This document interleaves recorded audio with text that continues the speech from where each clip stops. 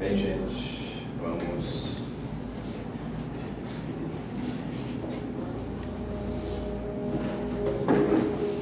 tirar os passos na célula, aquietar as mentes e os corações, para na sintonia da prece agradecermos ao Divino Amigo a oportunidade concedida a encarnados, desencarnados na noite de hoje. Sejamos merecedores, Senhor, do teu amor, do teu amparo, da tua misericórdia. Envolve cada um de nós presentes nos dois planos da vida, com teus efluvios benéficos e salutares. E permite, Senhor, a presença dos benfeitores espirituais, dos espíritos encarregados das ações do amor e do bem, a quem nos assistir, a nos impulsionar nesta árdua jornada da nossa evolução espiritual, que possa também envolver o nosso irmão palestrante da noite de hoje, Marcelo Martins, para que a sua mensagem possa encontrar receptividade nas mentes e nos corações dos dois planos da vida.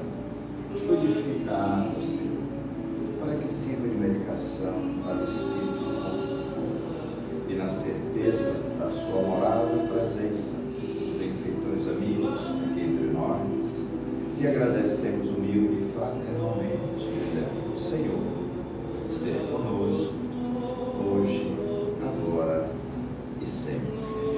A paz do Senhor nos abençoe a todos.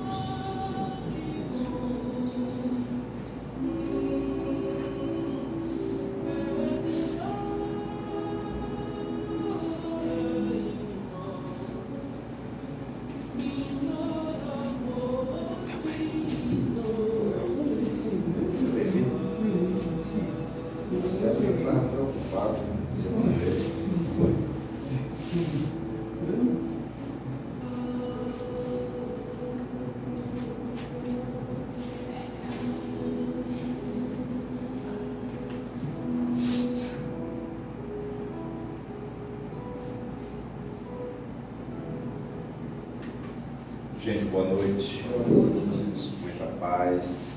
Sejamos todos bem-vindos às nossas atividades da noite de hoje, a nossa palestra doutrinária, né? Onde também vibraremos pelo nosso 2 de julho, a nossa data importante aqui para o nosso estado, para o nosso país. Muitos espíritos bons estão aí participando desse movimento que é muito importante para nós. Então, sejamos bem-vindos às nossas atividades. Hoje temos a alegria de receber aqui na nossa casa, aqui nosso irmão Marcelo, estava de férias, né, Marcelo?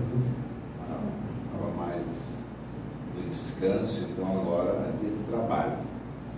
Com um tema bastante interessante, perturbação além da morte, para que nós compreendamos a nossa realidade, porque todo mundo usa um jargão muito batido: mas todo mundo vai morrer.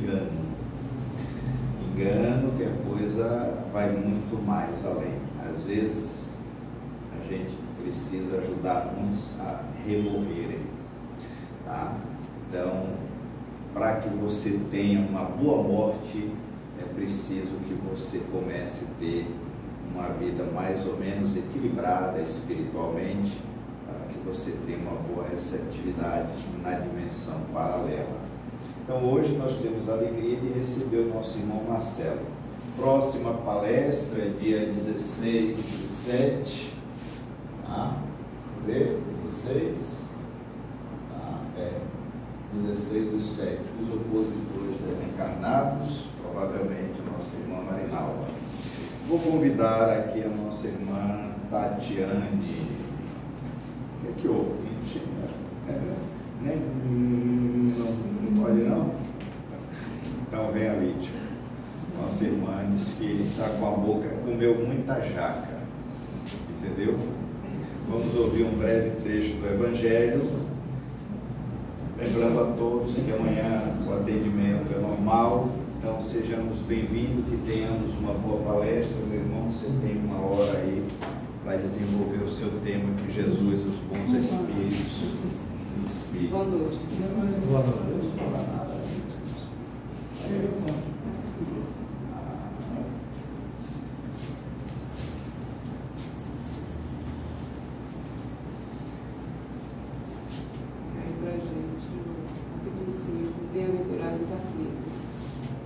provas voluntárias do verdadeiro silêncio. Perguntar se é permitido abrandar as vossas próprias provas. Essa questão leva a esta. É permitido àquele que se afoga procurar se salvar? Aquele que tem um espinho cravado o retirar? Aquele que está doente e chamar o médico? As provas têm por objetivo exercitar a inteligência, assim como a paciência e a resignação. Um homem pode nascer numa posição penosa e difícil, precisamente para obrigá-lo a procurar os meios de vencer dificuldades. O mérito consiste em suportar sem lamentação as consequências dos males que não se podem evitar, em preservar na luta, em não se desesperar se não for bem sucedido, mas num só desleixo que seria preguiça mais que virtude. Essa questão conduz naturalmente a uma outra. Uma vez que Jesus disse, bem-aventurados os aflitos, há mérito em procurar as aflições, agravando as próprias provas por sofrimentos voluntários, a isso responderei muito claramente. Sim, há um grande mérito quando os sofrimentos e as privações têm por objetivo o bem do próximo, porque é a caridade pelo sacrifício, não quando não tem por objetivo senão a si mesmo, porque resulta do egoísmo por fanatismo. Essa mensagem é do Anjo Guardião, Paris, 1863. Fica para a nossa reflexão, os dois trechinhos que a gente ouviu agora, e passar a palavra para o nosso irmão, Marcelo.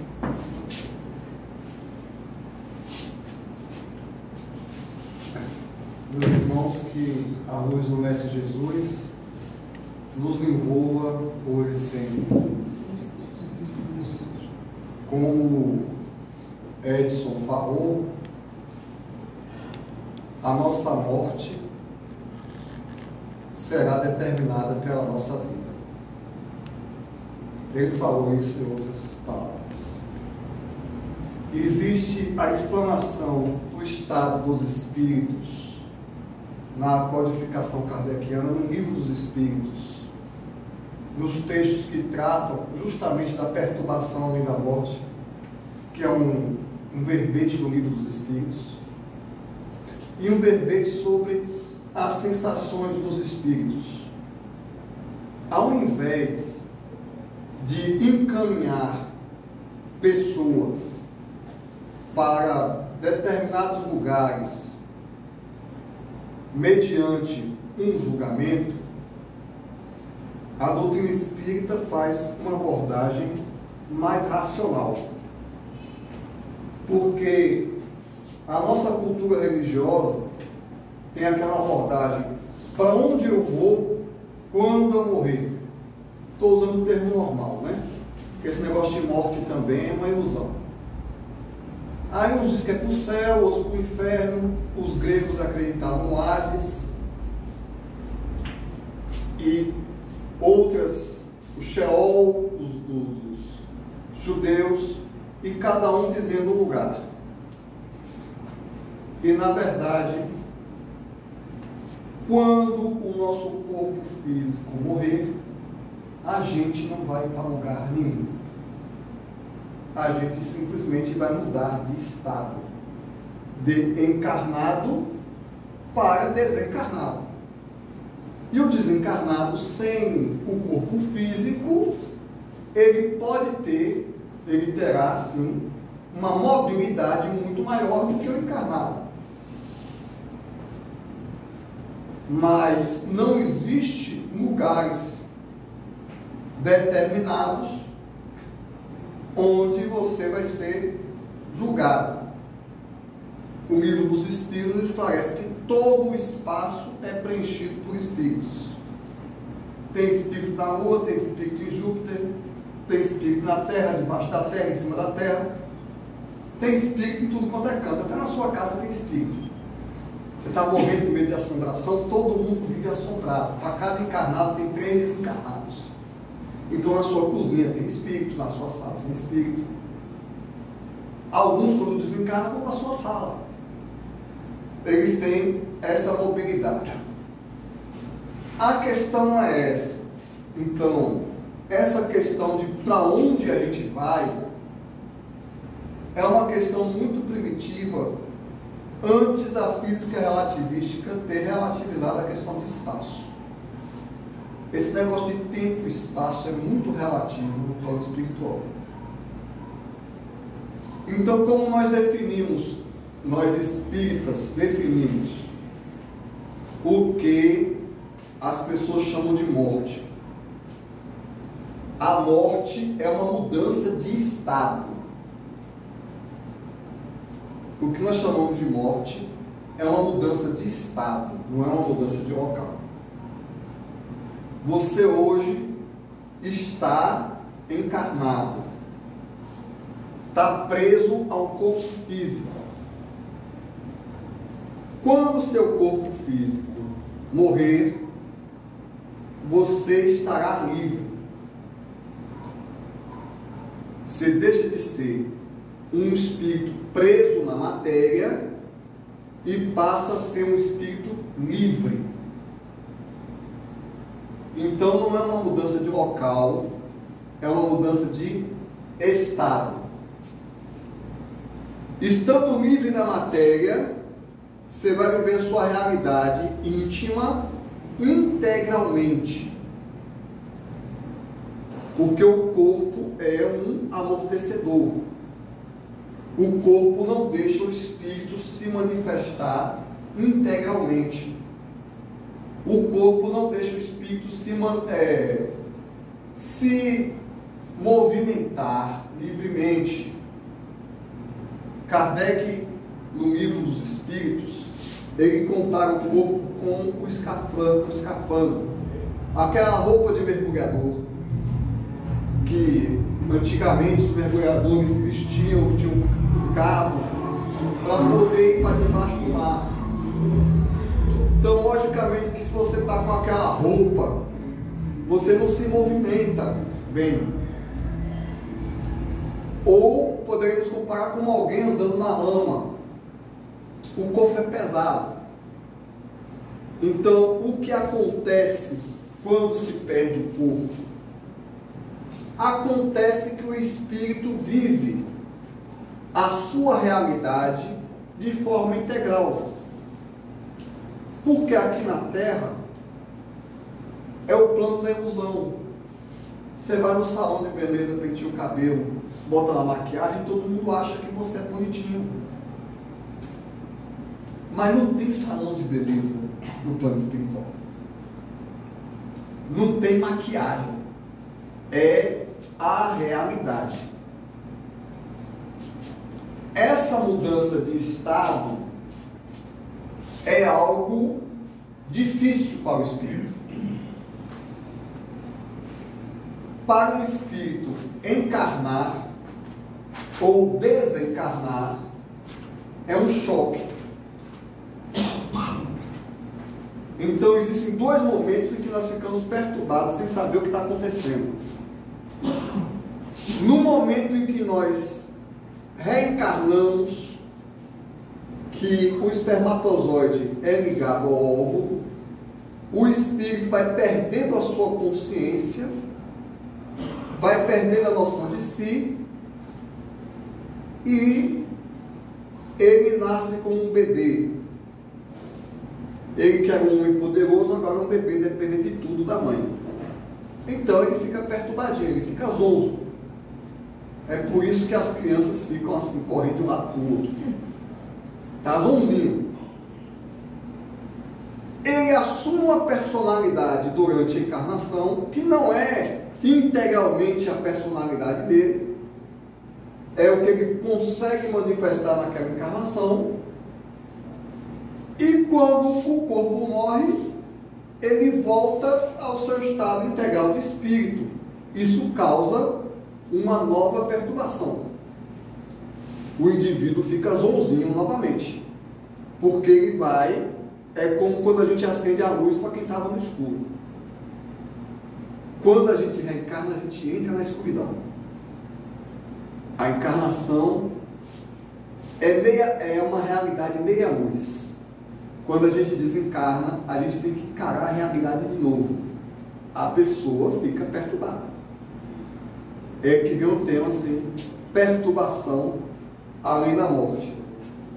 Então, esse é um plano geral que a gente tem que entender em espiritismo.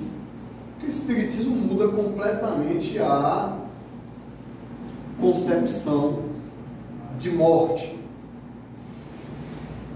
Não existe um Deus julgador que vai lá apontar: você é mau, você vai para o inferno, você é bom, você vai para o céu. Isso é uma metáfora. Os espíritos são atraídos para as colônias espirituais por atração energética. Não precisa ninguém apontar o dedo para eles e pegar você aqui pela gola. Vem cá, seu miserável, eu vou te empurrar para o inferno. Seu lugar é no inferno. Ou uma escada que leva para o céu. Depende simplesmente do peso do perispírito dele. Se ele é pesado, ele desce, porque é pesado. Não é porque Jesus está julgando ele. Se ele é leve, ele sobe, porque ele é leve. Quem é pesado, desce. Quem é leve, sobe. Por atração. Como um balão. Né? Um balão de hidrogênio. O hidrogênio é um gás leve. O hélio, o hidrogênio. Ele sobe porque ele é leve. O espírito, um espírito superior, é leve. Se você corta a âncora que está prendendo ele na terra, como você corta um barbante de um balão, ele sobe. Não é porque Deus está levando, não é porque Jesus está levando, é porque ele leva. Ao mesmo tempo que uma pedra, ela desce. A pergunta é se nós somos a pedra ou o balão. Toda a questão, todo o estado, tudo que o espírito passa no momento do desencarne está atrelado ao peso do corpo espiritual da pessoa. Porque nós temos o corpo material, o corpo de carne, e temos o corpo espiritual. Os espíritos desencarnados só têm o corpo espiritual.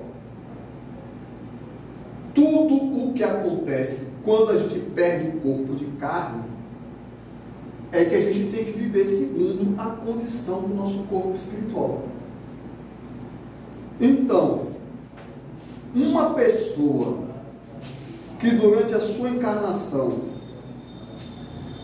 teve ligada aos prazeres físicos, ao egoísmo, ao orgulho e à mágoa, o que é que acontece com ela? Ela emite pensamentos de baixa energia, de baixa vibração, de baixa frequência. O seu corpo espiritual é embebido, é formado de energias grosseiras, de energias pesadas. O pessoal vai para a academia porque não quer engordar. Pior do que engordar o corpo físico é engordar o corpo espiritual. É jogar um monte de peso em cima dele. Né? Cada mágoa, cada ato de maldade que a gente faz com alguém, cada vez que a gente prejudica uma pessoa, é uma mancha no corpo espiritual. E a pessoa fica pesada. É muito eloquente sobre esse tema quando, no livro Nosso Solar, André Luiz fica chocado porque tem uma mulher desesperadamente pedindo socorro para entrar em nosso lar. ela veio das faixas ultralinas e queria desesperadamente entrar. E André Luiz, por que ela não entra? Aí o mentor de André Luiz explica: ela é muito pesada para entrar aqui. Mas como assim? Você não está vendo que o corpo espiritual dela está cheio de manchas? Mas agora eu estou vendo. Cada mancha daquela é um menino que ela abortou. Ela abortou várias vezes. Daquele jeito ali, ela não pode entrar. Porque não dá para ela passar com um corpo pesado daquele jeito. Então, cada mal feito que a gente faz é uma mancha no corpo espiritual. Então, o corpo espiritual fica pesado. Um espírito dedicado à caridade, ao amor, que se sacrifica pelo bem da humanidade, ele emite pensamentos de alta vibração, de alta frequência. O corpo espiritual dele é leve, enquanto o egoísta tem um corpo espiritual pesado. Com o corpo espiritual pesado, os laços que prendem o espírito ao corpo físico são fortes. A pessoa é muito grudada no corpo. Quanto mais importância a gente dá à vida material, quanto mais a nossa vontade estiver voltada para as coisas materiais, mais pesado é o corpo espiritual e mais grudado no corpo físico nós estamos. Quando a pessoa faz a caridade, pratica oração, estuda o Evangelho, e o pensamento dela está mais voltado para as coisas espirituais, ela se desliga do corpo, já em vida. O desencarne já começa durante a vida.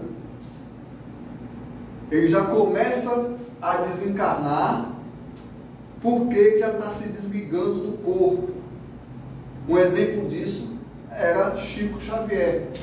Chico Xavier era um ser interexistencial. Ele já era um homem de outro mundo. Ele já não estava mais aqui, né? Ele já não pertencia. O Evangelho diz isso, que o cristão não deve ser um homem do mundo. Então, alguém que tem um perispírito pesado, o corpo espiritual, alguém que tem laços muito pesados e firmes com o corpo físico, quando o corpo físico morre, como diz o Evangelho, onde estiver seu tesouro, aí estará seu coração. Seu coração está no seu corpo. Então, logicamente, a coisa é muito traumática. Chega a ser traumática, quando o Edson falou de 2 mortes, que tem gente que o corpo morre e a desencarnação não completa. Aí nesse estado, aí tem diversas gradações e diversas situações que podem acontecer. Depende do nível de ligação entre o espírito e o corpo. Então, eu vou começar das mais pesadas para ir para as mais leves. A ligação, em alguns casos, é tão intensa que o espírito é enterrado junto com o corpo. E aí, ele sente tudo, ele se vê dentro do caixão, fica batendo no caixão para ele sair, e começa a sentir a decomposição, começa a sentir os vermes moendo ele. Ninguém quer uma experiência dessa, né?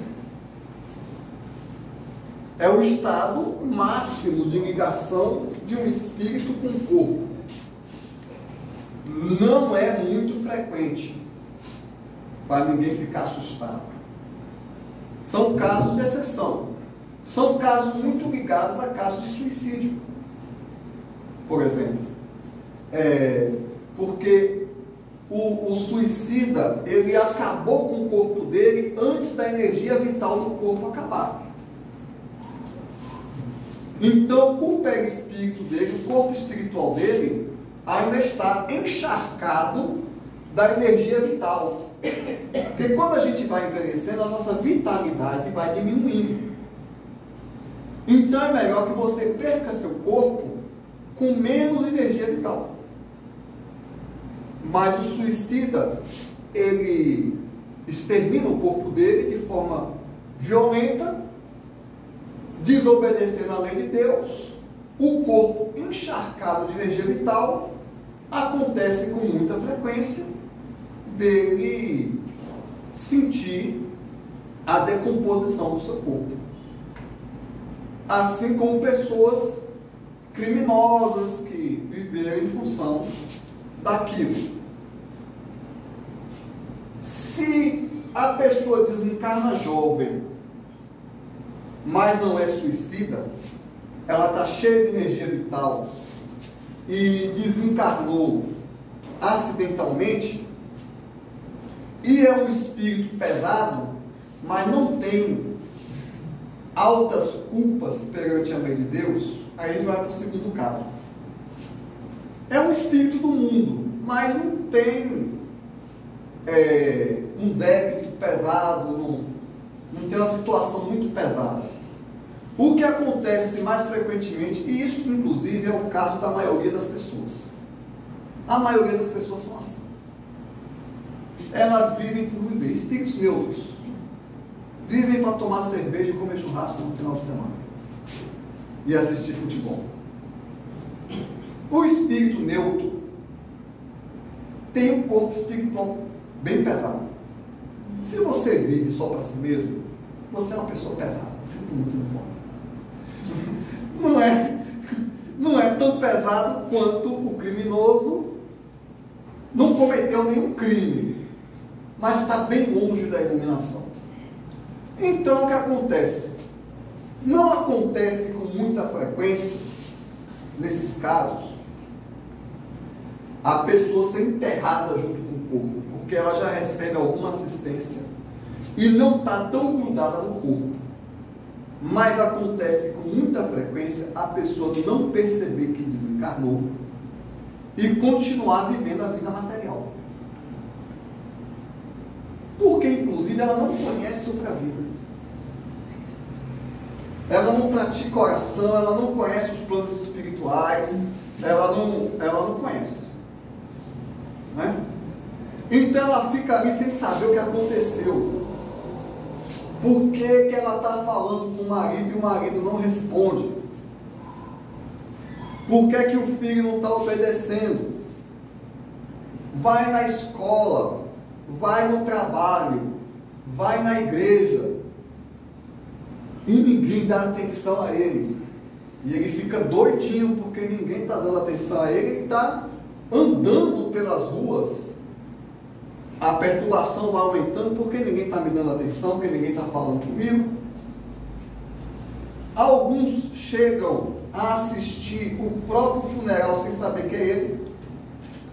Por que minha família está chorando? E fica naquela confusão, até que a ficha cai que tem alguma coisa errada, e ele sofre, fica cada vez mais perturbado. Quando ele faz uma oração, quando ele finalmente lembra que Deus existe, aparece um espírito para ele, para começar a explicar para ele que ele desencarnou, que ele vai para um lugar, que ele vai para uma assistência, que ele vai para um hospital, que ele vai para uma colônia. O mentor dele não vai falar para ele diretamente: você morreu. Não, vai resgatar ele e levar ele para o tratamento. Quando quando é uma pessoa, agora eu vou falar a terceira situação, porque as situações dos espíritos desencarnados variam infinito. Eu estou indo do pior para o melhor. Né? Terceira situação, era um cara que fazia bem a alguém, não era tão miserável assim, dava uma cesta básica de vez em quando, né? Não era lá tão cristão assim, mas fazia um Pai Nosso de vez em quando, né? Fez algum benefício para alguém, mas ainda muito apegado à vida material, porque nós somos muito apegados à vida material. Vocês querem a prova do quanto nós somos apegados ao corpo físico? Para o cara separar 1 ou 2 horas por semana para trabalhar no centro espírita é o maior sacrifício do mundo, porque 99% da vida dele é em função da matéria. É só para pagar a conta e para fofocar a vida dos outros. Mas esse é o nosso nível de materialidade. É o nosso nível de materialidade. Então, esse é o indivíduo menos miserável, ele já tem uma prática religiosa e tal. O que acontece frequentemente é que quando a pessoa está desencarnando, sobretudo se não foi um desencarne repentino, os mentores espirituais, ele já tem algum mérito, conseguem fazer com que ele acorde no hospital. Ele dorme na UTI da matéria e acorda na UTI do plano espiritual. Aí ele acorda doente. Sim. A gente vê isso nas reuniões mediúnicas. Quem tem prática mediúnica vê isso. Não porque a minha garganta está doendo, porque o meu estômago frequentemente não me deixa morrer, não me deixa morrer. Doutor, pelo amor de Deus, não me deixe morrer. Está perturbadinho, mas está no hospital, está sendo atendido, não tem nenhum espírito trevoso do lado dele, fica procurando pela mulher, pelos filhos e tal. Não, meu irmão, depois que você se tratar, acorda no hospital. Glória a Deus se essa for a nossa situação. É um negócio razoavelmente tranquilo. Eu não tenho problema nenhum com isso. Meu problema é quando o meu espírito protetor, depois que eu sair do hospital, estiver bem, você já está tudo tranquilo, tranquilo. Marcelo, hora da avaliação reencarnatória. Né? Quando for puxar minha ficha, eu digo, me manda para um grau, eu quero saber. Meu problema é com a ficha. Depois que você acaba a perturbação, vem a avaliação da reencarnação. Você sair conferindo tudo, passar na sua frente como um filme, tudo que você fez, e foi fazer os apontamentos do certo e do errado. A vida é dura, mas isso é depois da perturbação. Isso já é outro capítulo, né? Daí, de um estado para o outro, já por uns anos. Então, a gente vê muito essa situação do espírito acordar no hospital. E esses são os melhorzinhos. Esses têm que dar glórias ao Senhor. Porque quando o espírito está bastante endividado, não tem uma prática religiosa, ele não acorda no hospital, ele acorda nas faixas inferiores, que é o caso que André Luiz relata em Nosso Lar. O que os espíritas chamam de umbral, que é mal entendido. Olha, umbral não é a versão espírita do inferno, não está lá embaixo. Umbral, etimologicamente significa entrada. Os umbrais de um prédio, a entrada. Seria a entrada do plano espiritual. Vocês sabem o que é o umbral onde André Luiz acordou? É a terra. A gente vive no umbral. A nossa sociedade é umbralina. É a nossa condição evolutiva. Então você não vai para lugar nenhum. Você vai encarar o umbral que você já vive. Porque a humanidade vive no umbral. Está todo mundo aí fora se escalpelando para ganhar dinheiro, para pisar um no pescoço do outro. Tem meia dúzia de guerras na Terra. A humanidade produz muito mais alimento do que a gente precisa e tem 700 milhões de pessoas passando fome. Isso é umbral. Você não vai para o umbral, você vive no umbral. Você é um espírito umbral. Tomara que esteja fazendo umas orações e lendo o Evangelho para deixar de ser umbralino, né? Então, desperta-se naquela realidade trevosa, rodeado de espíritos trevosos, espíritos vingativos. E é bom entender isso, porque essa é a situação que as pessoas vivem. O elemento vive rodeado de obsessor, vive rodeado de espírito negativo, vive pensando no mal, só não rouba porque não tem oportunidade. Aí vive um bocado de espírito de ladrão tentando fazer ele roubar. O cara está no bar, ele já derrama do santo, que é do obsessor, ele já bebe por 3. Quando ele perder o corpo, ele vai ver os colegas de corpo dele ali, ó. Os colegas que sempre andaram com ele, mas ele nunca viu. Ele não viu porque ele está encarnado. Desencarnado, ele vai ver os seus demônios. Boa parte da humanidade vive nas trevas. Então, quando desencarnar, a luz do sol físico não vai mais atuar. Só vai atuar a luz do sol espiritual, que somos nós mesmos. Então, aquela situação de estar num vale trevoso, cheio de violência, passando fome, passando frio, sentindo, a pessoa é apegada à matéria, né? Sente fome porque não pode mais comer, porque é apegada à matéria. Então, não é uma punição. Fulano foi para o inferno, fulano vive no inferno.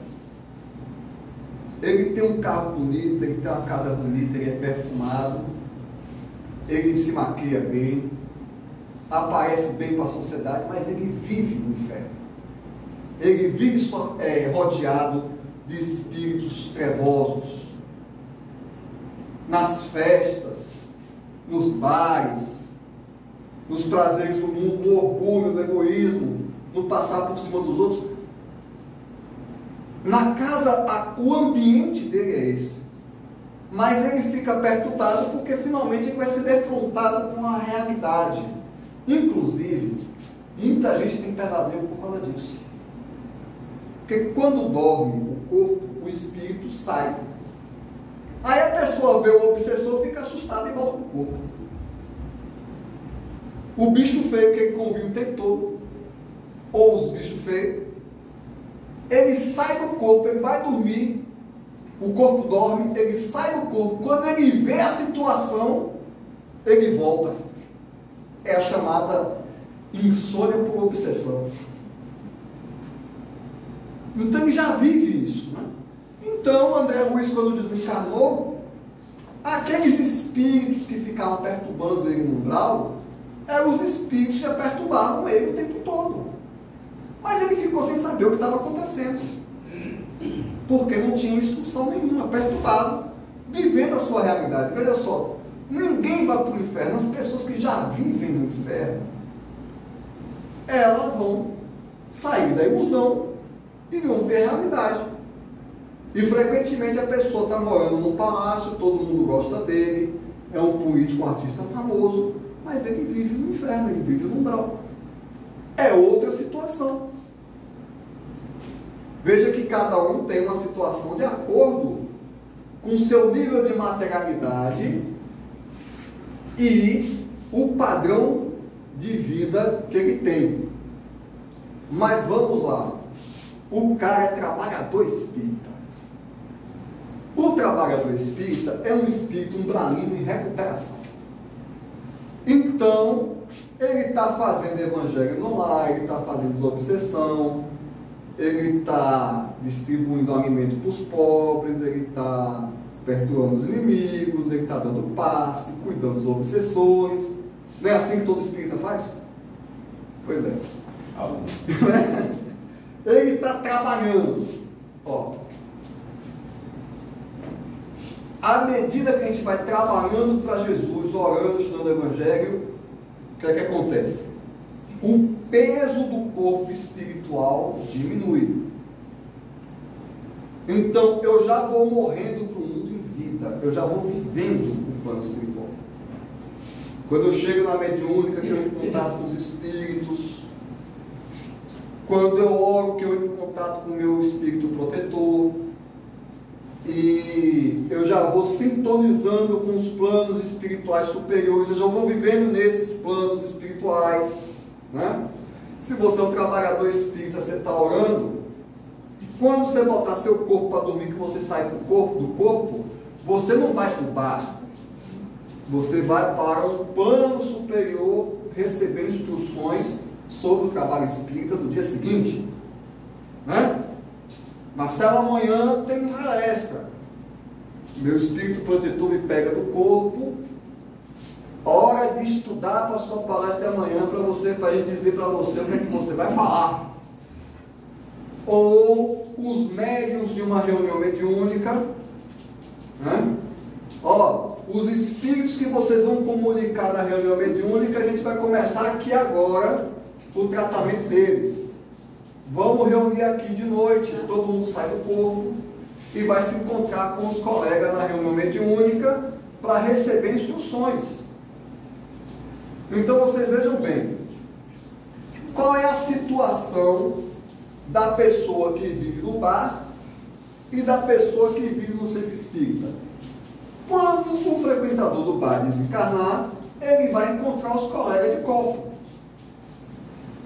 Quando o trabalhador espírita desencarnar, ele vai encontrar os colegas de centro.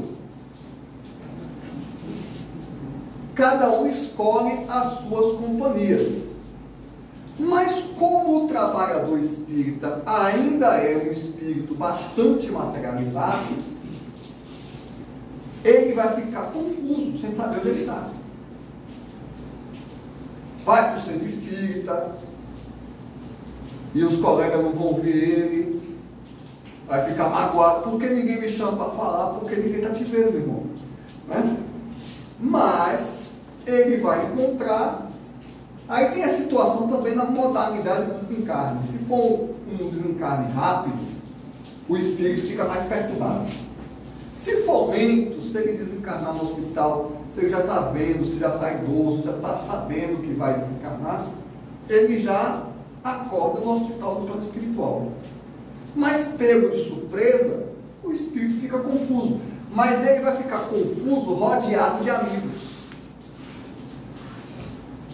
Ele não vai ficar confuso rodeado de inimigos. Ele não vai ser puxado para baixo.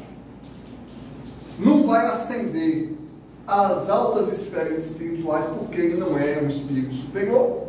Ele é só um trabalhador espírita, ele não é um santo. Mas também não vai ser puxado para baixo. E ainda mais tem o seguinte: os amigos que a gente cultiva são um tesouro. Cada espírito na reunião mediúnica, é porque os espíritos não medem isso. Vocês já mediram que cada pessoa que você ajuda, o anjo da guarda dessa pessoa se tornou seu amigo? Cada espírito que você doutrina na reunião mediúnica tem um mentor. O mentor dele já gostou de você. O espírito que você doutrinou já é seu amigo. Não é? Não tem aquela música de Roberto Carlos? Quero fazer milhões de amigos? Pois é. Reunião mediúnica a gente faz uma meia dúzia por reunião. Seus amigos vão querer te ajudar. Seus amigos vão querer dispersar o fluido animal que resta no seu corpo. Seus amigos vão no hospital providenciar uma desencarnação mais leve possível para você, porque você passou a vida fazendo caridade.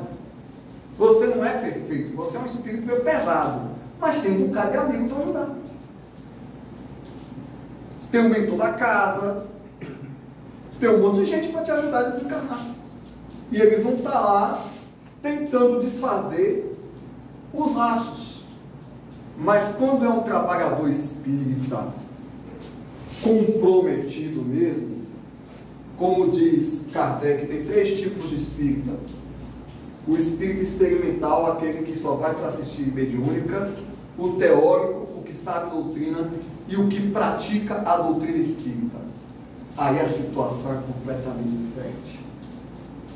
Eu não lembro se é no livro Obreiros da Vida Eterna, que são 4 casos de desencarnação de 4 trabalhadores do Cristo.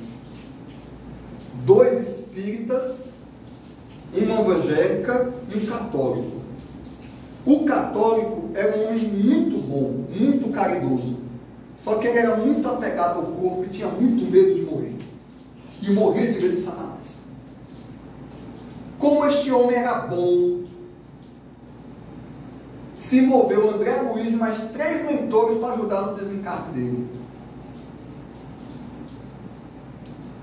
E levaram até o padre, porque ele era católico. Só que ele desencarnou todo confuso, e quando ele viu o padre no plano espiritual, que ele foi guiado para uma colônia, ele começou a perguntar para o padre onde é que estava São Pedro, ou se ele ia conseguir uma audiência com Jesus. Mas tranquilo, mas ele não estava sofrendo. Ele estava iludido, mas sofrendo ele não estava, ele estava tranquilo. Porque era um homem bom. A evangélica teve uma prorrogação de reencarnação porque um menino orou para ela, mas a médium espírita impressiona. A médium era a dirigente do centro. Foi marcado o desencarne dela. Ela estava meio doente, e os trabalhadores do centro, tudo rezando, orando forte, para ela ficar boa, porque senão quem é que ia assumir os trabalhos? Né? Aí, os mentores da casa, durante o sono, pegaram todo mundo e fizeram uma reunião. Irmãozinhos queridos, fulana de tal precisa ir. Vocês têm que deixar nossa irmã desencarnar. Vocês assumem o centro. E uma palestra, uma pregação para os trabalhadores espíritas deixarem a presidente do centro desencarnar para o Edson. Deixarem a presidente. Depois de todo mundo convencido, tranquilizado, aí os espíritos fizeram o quê? Melhorar a doença dela para todo mundo ficar despreocupado e diminuir um pouquinho a oração. Né? E quando, agora, olha a diferença de tudo que eu relatei. E quando chegou a hora H, que foi a hora dela desencarnar, ela estava tranquila, conversando com os mentores.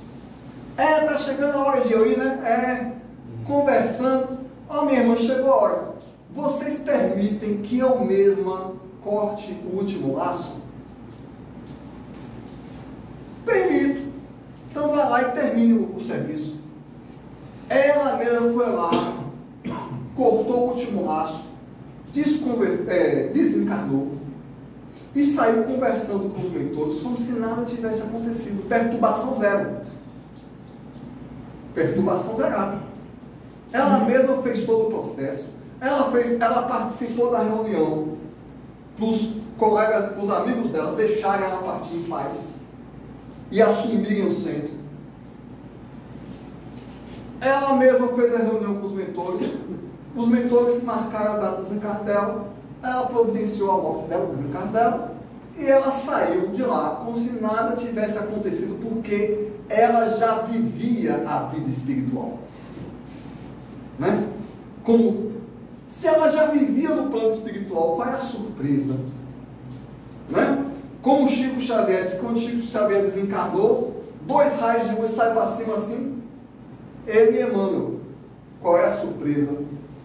Agora, esse é um caso muito melhor. Eu tenho certeza que todo mundo aqui vai ser assim, vai ser tranquilo.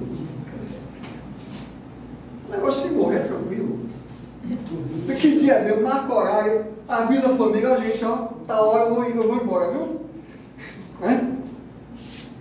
Mas o caso mais elevado que eu reconheço na literatura espírita é o desencarne de Paulo. Paulo foi um homem que, São Paulo, errou muito na primeira metade da encarnação dele e passou a segunda metade toda se sacrificando por Jesus. Fundou as 7 igrejas, foi torturado, foi preso, apedrejado, 40 anos de ficha corrida de trabalho sacrificial por Jesus. Algumas vezes Jesus conversava direto com ele. O Paulo, ele desencarnou por ordem do imperador Nero. O imperador prendeu ele, não teve coragem de matar ele na frente de todo mundo, e mandou um oficial romano matar ele. O soldado levou ele para fora da cidade. Aí o soldado estava hesitando, porque era um homem santo. E Paulo tinha uma autoridade moral enorme. O soldado disse: "Senhor, lamenta essa tarefa." Paulo olhou para ele e disse: "Meu irmão, não lamente. Eu lamento por você que vai ficar aqui no reino da ilusão, servindo ao imperador do pecado. Eu vou partir para o reino da luz para servir o Senhor da paz. Pegue sua espada e faça logo o que você tem que fazer." E o soldado fendeu o pescoço de Paulo e o corpo caiu. O que Emmanuel relata foi que, depois que o corpo caiu, Paulo tirou uma soneca de algumas horas. Quando ele acordou debaixo de uma árvore, ele percebeu que o corpo dele estava todo novo, jovem, bonito, e ele ouviu uns passos vindo na direção dele. Aí ele recebeu Gamaliel.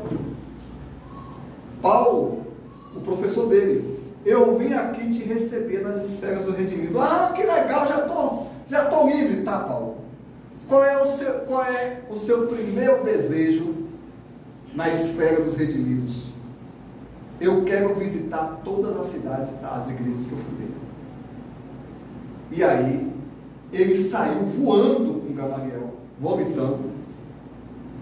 Primeiro ele foi no circo de Roma e viu os cristãos sacrificados desencarnados. Os cristãos reconheceram o mestre, Paulo, e foram fazer companhia a ele. E aí foi centenas de cristãos cantando, acompanhando Paulo, voando pelo mundo. Depois ele visitou cada uma das igrejas que ele fundou, e cada igreja que ele fundava se juntava mais cristão do lado dele. Tinha centenas de espíritos cantando, comemorando a volta de São Paulo no plano espiritual, cantando para ele, enquanto ele visitava as igrejas. Ele saiu por aí voando, visitando o mundo, as 7 igrejas que ele fundou, porque o compromisso dele era com Jesus. E no final, ele resolveu: agora eu quero ir para o lugar que ele determinava para onde ele queria ir. Centenas de espíritos seguindo ele e ele dando as ordens. Eu quero ir para o lugar que o mestre foi crucificado para fazer minhas orações. Todo mundo foi lá por volta, porque Paulo tinha que orar. Quando Paulo estava orando no Gólgota, ele viu o céu se abrir e viu 3 figuras descendo do alto. Jesus, do lado direito, Estevão, o primeiro mártir do cristianismo, e do lado esquerdo, Abigail, a noiva dele. E Paulo olhou para Jesus, porque tudo na vida dele ele devia a Jesus, e perguntou para o mestre o que é que ele tinha que fazer ali. E o mestre disse: venha, Paulo, porque no meu reino os algozes e os criminosos se reúnem no plano do perdão. E ele saiu com Jesus para as esferas superiores. Isso está relatado nas últimas páginas do livro Paulo e Estevão. Que a nossa desencarnação seja, se não for igual a de Paulo, mas que seja algo reconfortante, tranquilo. E para todos eu desejo aqui uma longa vida de trabalho cristão e uma boa morte.